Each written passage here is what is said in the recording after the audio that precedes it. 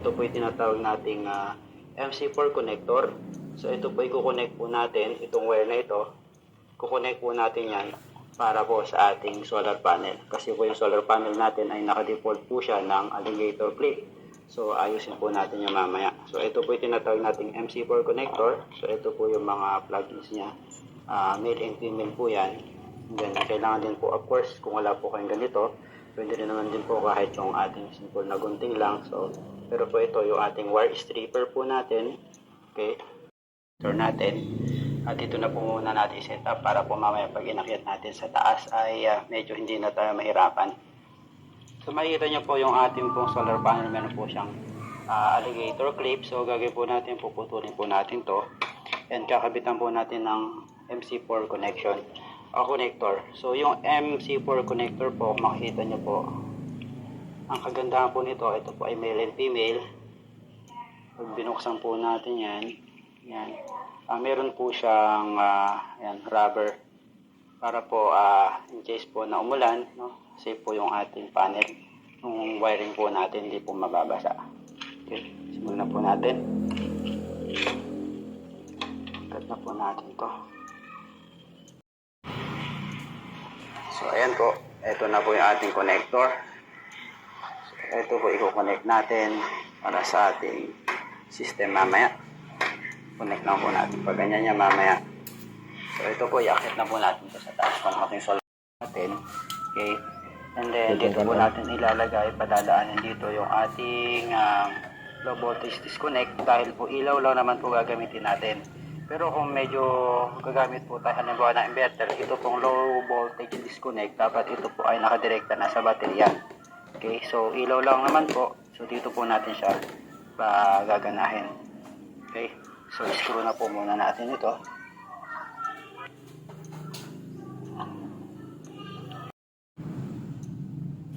Okay, dito naman po ay gumamit po tayo ng terminal po para sa ating battery. Okay, terminal polo po yung gamit natin, and then yung wire po na ginamit po natin dito guys ay yung ating sobra sa ating PV wire kanina dun sa ating solar panel papunta sa ating solar charge controller.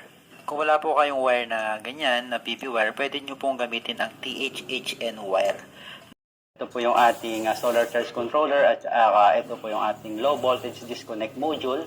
Ito po yung positive connection niya, and then ito po yung negative connection, kinabit na po natin. Ang ginamit po natin dito ay THHN wire na 12, gauge 12 po.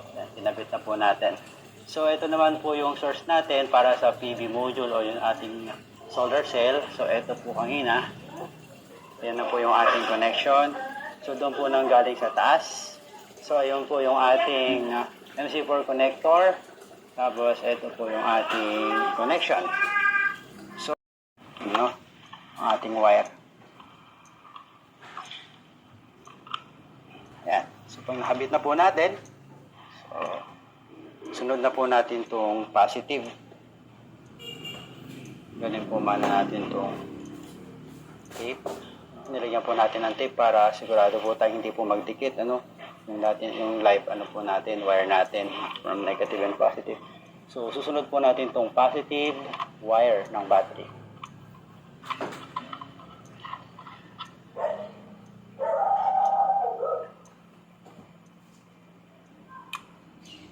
Battery kasi full charge na po yon. Ibig sabihin, yung pangalawa pong menu natin ay ang pangalawang menu, dalawang pindot po, tapos long press po natin for 3 seconds. Ito naman po yung reconnect.